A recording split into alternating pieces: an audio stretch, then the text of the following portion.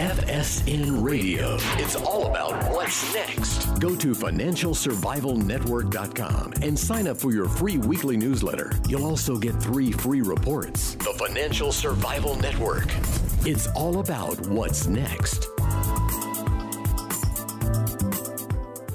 Welcome, and you are listening to the Financial Survival Network. I'm Kerry Lutz, and today is 6/11/18. It's a big day ahead. Well, tomorrow's the big day when Trump meets with the little rocket man to see what they can come up with. Hey, in the meantime, as always, join the show. Best part of my day is getting your emails, and I'm only about 20, 30 behind at this particular moment, so they'll all be gone by today. But with us now, former Congressman John Leboutillier to discuss the upcoming summit and Canada, G7, and a lot more. John, welcome back. Kerry, great always to be with you, and it's an exciting time in the world for diplomacy and confrontation and whatever's going to happen. Yes, it certainly is a very exciting moment in history. So we're in the midst of this. I mean, who would have thought 6 months ago that this was even possible? And yet they're both getting ready to meet in Singapore. Are you shocked by this? Well, I think I was a couple months ago when it was announced, and then we've gotten used to it. And now, of course, it's going to happen. So I'm not as shocked anymore, but it's going to happen. And I think I know what's going to happen. I think it's going to go well. I think it's already been pre-cooked, as these things usually are. They've pretty much agreed in private on what they're going to announce after they meet. It would take a huge change to blow that up. I think they're going to announce future negotiations at a lower level to explore all the issues of reducing this guy's nuclear stockpile. And linked to that will be consideration of lifting sanctions and perhaps removing some American troops from South Korea. But that's all going to be spelled out over time, and dangled in there, Kerry, will be another summit between the President of the United States and the leader of North Korea down the road to solidify the process. And I think that's what's going to happen.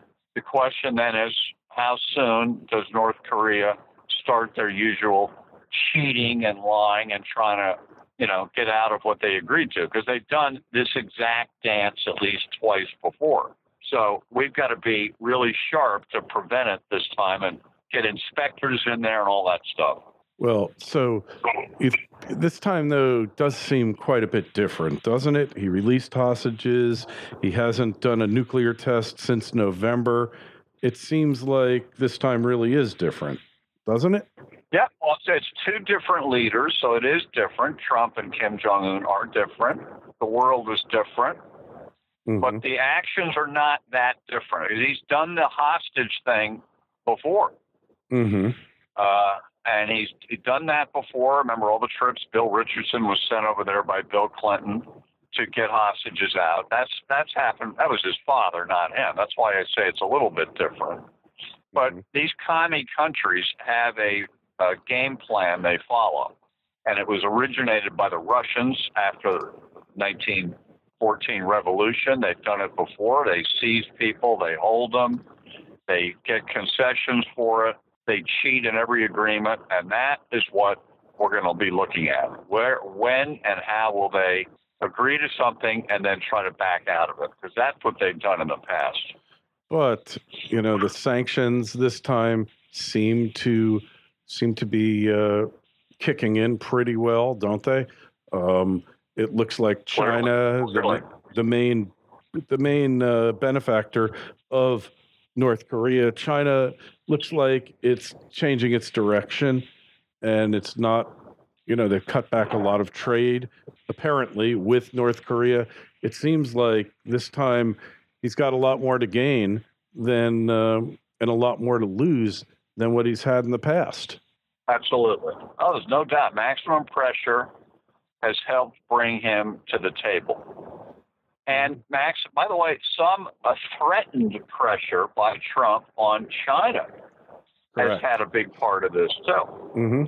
That Trump, who ran against China in the campaign, and that he was going to be very tough on China on trade, has held off on that and said it a year ago, right when he was doing that first strike on Syria, and President Xi was at Mar-a-Lago when that was going on. Mm-hmm. And he was telling Xi then, I want this Korean thing. I need your help with Korea. And if you give us help, we will be less aggressive on trade with you. And that is also a part of this thing. But you think he kept up his part of the bargain on trade? It seems like the rhetoric is pretty heated, and he's been, very kind of belligerent on trade, hasn't he? Oh, Trump? Yeah. But less on China than on our own allies, I must say. He's held back on that. And China has also announced retaliatory tariffs, but they haven't been implemented yet. Uh-huh. And I think the North Korea thing is a big part of it, that everyone wants to see what's going to happen. Right. If we get real progress here with North Korea, then I think Trump is not going to screw China over as much. I think he's going to want to be a little conciliatory to thank them for what they've done. Meanwhile, he's got much hotter rhetoric, obviously, today against Justin Trudeau and the European Union than he does against communist China. So it's something you'd never. But Kerry, who could believe you'd see Donald Trump, of all people, who ran 2 years ago on getting jobs back to America, having a trade war if need be with China, all that. And here he tweeted a month ago that we need to save Chinese jobs by helping the company ZTE out. Now, that's, I think, a big part of why he flip-flopped on that and did a 180 is because China's helping on North Korea. Mm-hmm. Well, that would make sense, wouldn't it? Yeah, and I also have read that recently, since this summit was announced in April, I guess it was, China has lessened some of their sanctions on North Korea. The trade has begun again. They've taken the foot off the pedal a little bit. And Trump's not too happy about that. And he said he's not that happy. He wasn't that happy about these meetings that they're having between North Korea and President Xi. He wasn't that happy that the Russians went in there. Lavrov went 10 days ago into Pyongyang and also had a meeting with Kim. And I guess our government's a little worried about who's pulling the strings on Kim Jong-un. Moscow, Beijing, who, Yeah.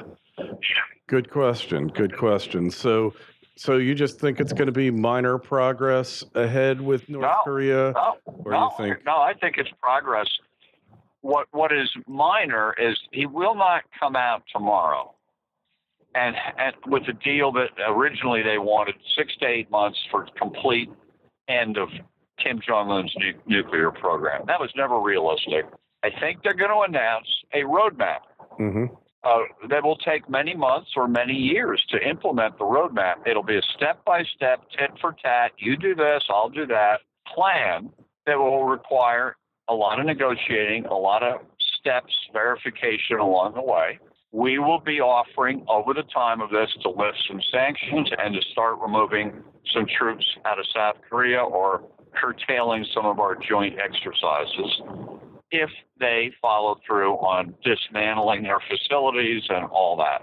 I am a skeptic that in the long run, they will give up their nuclear program and capability. I can't imagine it. It's like American homeowners who buy guns. How many of them would just give those guns up? Not many. You get that gun for protection, you're not giving it up. And he may cut back on ICBM tests. I'm talking about Kim Jong-un. Mm-hmm. He'll do these sort of cosmetic things.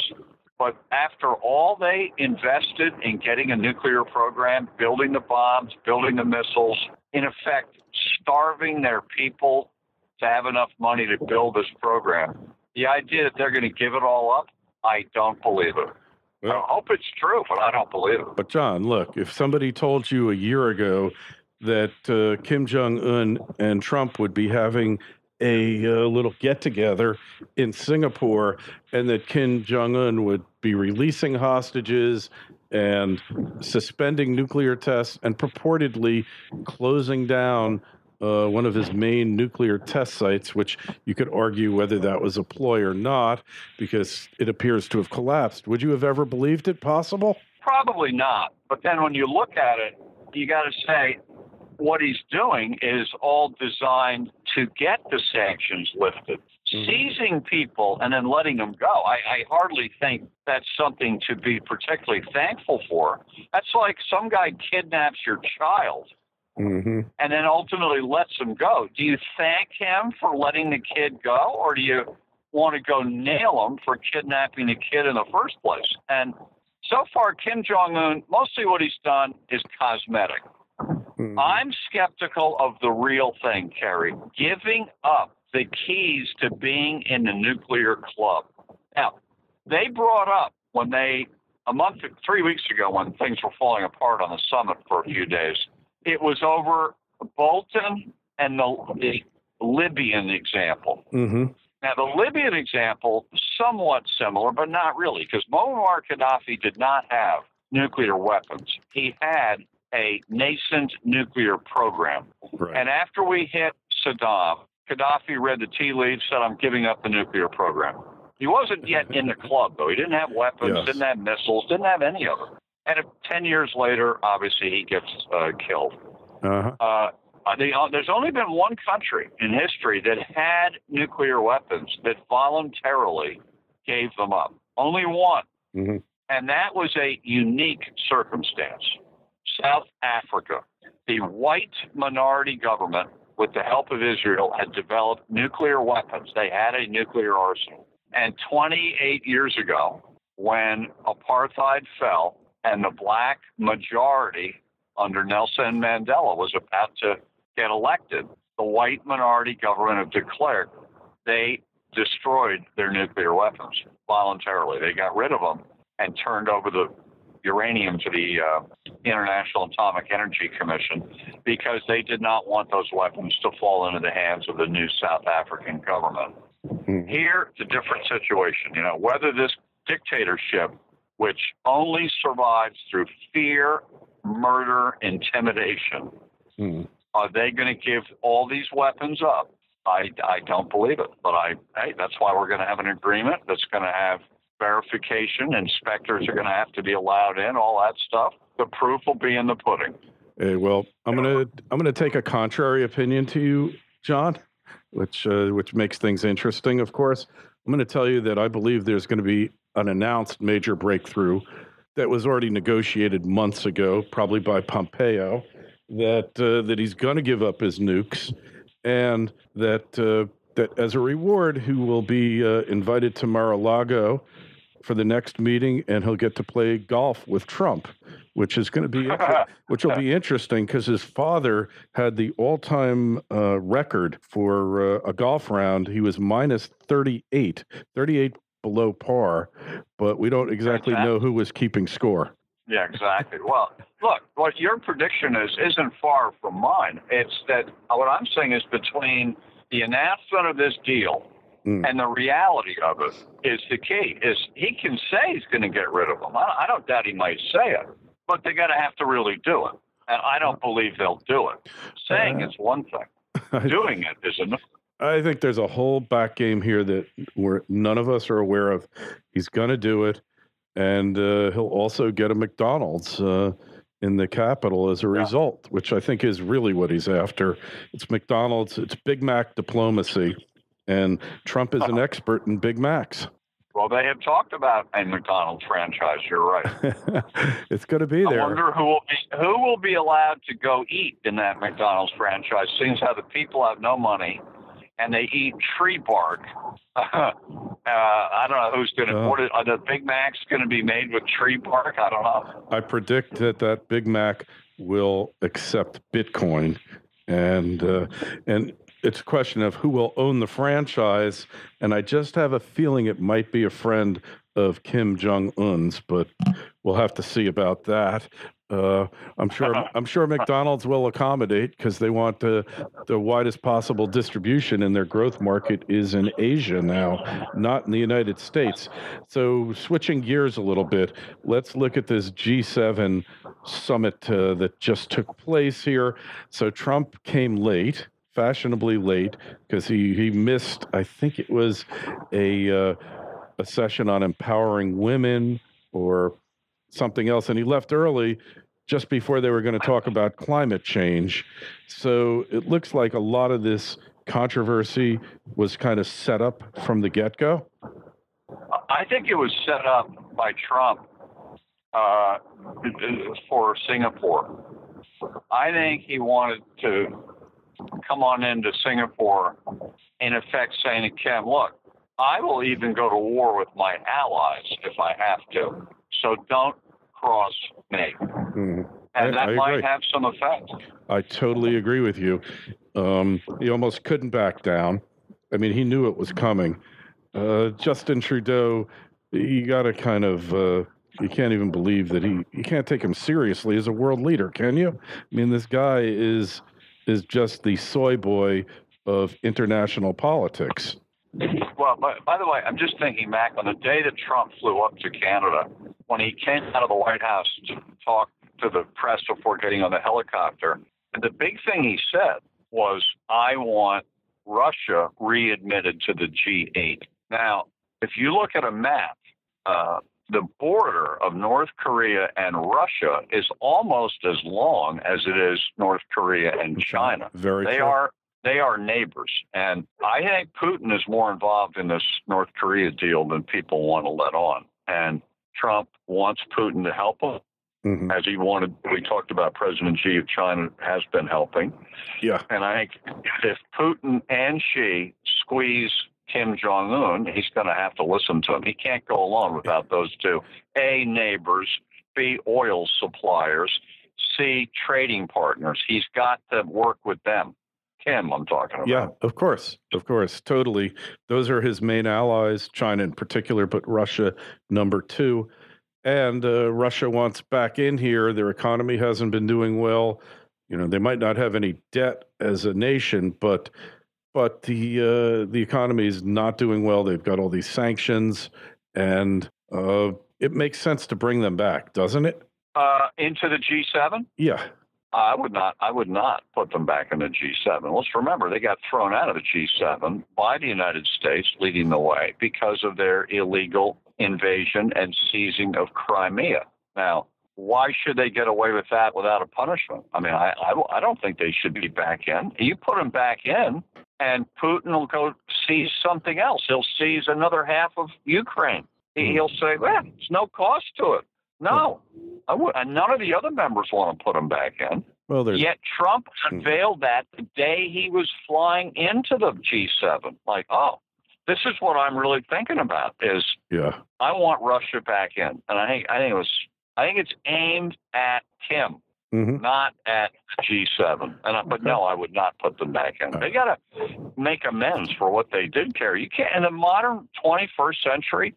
We're going around invading countries, seizing territory, and getting away with it? So I don't buy it. So this reporter here, NBC reporter, he was a moderator for the debate. He says that Trump is mentally ill. What do you think? Who is that guy? What's the guy's name? John Harwood. He said Trump looks and acts mentally ill.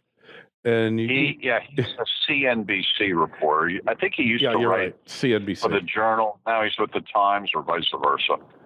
Yeah, I mean, isn't the left having a major meltdown, John? I mean, they are imploding. Their rhetoric is, they're hoping that the U.S. has, like Bill Maher said, a major economic recession so that Trump won't get reelected.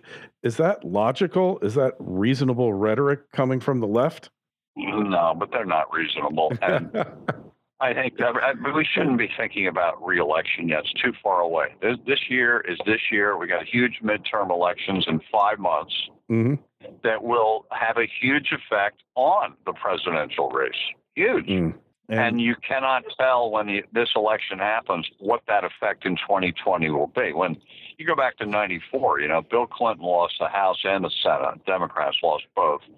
And the media started writing that he was an irrelevant president and would be defeated in 2 years. And 2 years later, gets a big reelection by triangulating and running in effect against both the Republicans and the Democratic establishment. we don't know. Trump might do the same thing. If we lose the Congress or just the House this year, we Republicans lose it. I can see Trump actually profiting from that politically. He will have someone to blame. He'll blame Pelosi for everything that doesn't go right, and that'll help him. And then if people don't like the Republicans anymore, he can dump on them too. Yeah, I never liked Paul Ryan. I never liked McDonald. He can do it. Yeah, well, the problem with prediction, as Yogi Berra said, is that it's very very hard to do, especially about the future. So, but the Republicans, I can't even predict the past. Well, tell me about it. But the Republicans' prospects appear to have improved markedly over the past couple of months. The economy is really picking up. GDP growth back over 4%. Tax cuts kicking in, business optimism, consumer confidence, in spite of what Nancy Pelosi said, at an 18-year high. Those are usually the hallmarks of the party in power staying in power and even increasing their lead. No, they never increased their lead. The party in power historically will lose seats. That's natural, even in a good economy. The question is, how many are they going to lose? Except 23, and they lose the House. Except right now, I tell you, it's going to be pretty close because they've gotten screwed, the Republicans, in this Pennsylvania redistricting thing, where they could lose anywhere from 2 to 6 seats right then. Yeah. That's could be a quarter of all the seats they would need to lose just because the Supreme Court of Pennsylvania drew unfriendly districts for Republicans. Exactly. So it's going to be close. It's going to be close. But Armageddon didn't happen in California in their primary last week, and they actually got a Republican on the ballot who will probably lose for governor, but is going to be a fighter. He sounded just like Trump in many respects. So he's not going to win, but he will bring probably enough Republicans out to the polls to retain most of the 7 seats that the Republicans hold in California.